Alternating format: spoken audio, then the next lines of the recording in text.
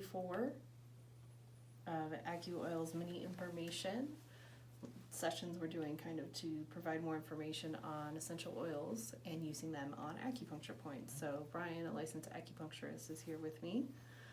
And I'm Lauren, and I'm the innovator of AcuOils. And this is the last day for oregano. Okay, so we've got 2 points that we're going to be looking at on the chest itself, and this is especially more tender because the skin across there can be sensitive. So if we have oregano, which is a really hot oil, we may need to be diluting that with a carrier oil just so that we're not causing too much damage. I'll let Lauren go over that here in just a moment. When we're looking at the 2 points that we're doing today are lung 1 and CV17, stands for conception vessel. It has nothing to do with making babies, it just happens to be what they decided to call it. So in order to find lung 1 correctly, we find our deltoid as it comes across here, we find our clavicle, and where we've got these two coming together, there's a nice little hollow spot here. This is not lung 1, this is actually lung 2. So when we want to go south by about 2 fingers width, and there's a nice little divot that's in that area, it's actually in the pectoral muscle as far as how the pectoral muscles are coming together. And this point is on both sides. Up high will still potentially work. Lung 1's just going to be a little bit better. It's the opening point of the channel, gets deeper into the lung itself, so this is really great for respiratory illness, specific more so than if we have some sort of a GI upset from acute illness. So we have that one.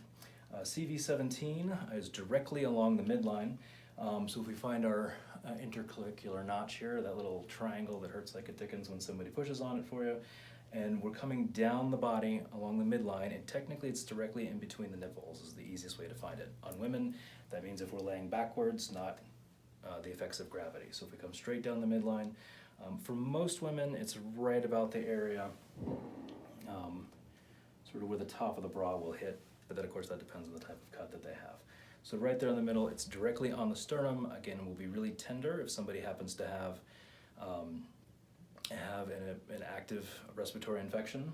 Directly underneath that happens to be your thymus, which is the part of the glandular or the endocrine glands, which are really important for helping with the immune system and boosting that aspect. So we've got CV17 right here in the middle. This point also helps to be able to open up the chest, especially when used in conjunction with lung 1. So all of those can help with respiratory illness. And I always say palpate lung 1 and 2. Yep. And see which one hurts more, and then put the oil on there. Excellent. Yeah.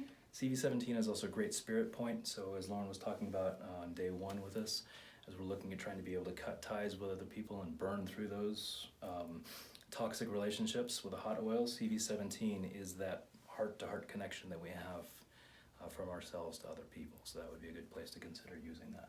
Do you want to go over carrier oils real quick?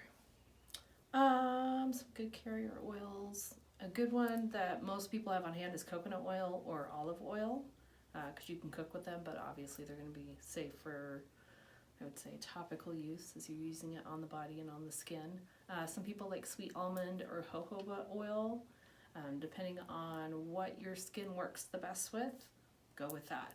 I always say probably 1 drop of this in like a dollop of coconut oil, or like I would say a quarter-sized amount in the palm of your hand. Drop the oil in, mix it together, and then you can put it where you need to, and that's usually a good dilution point.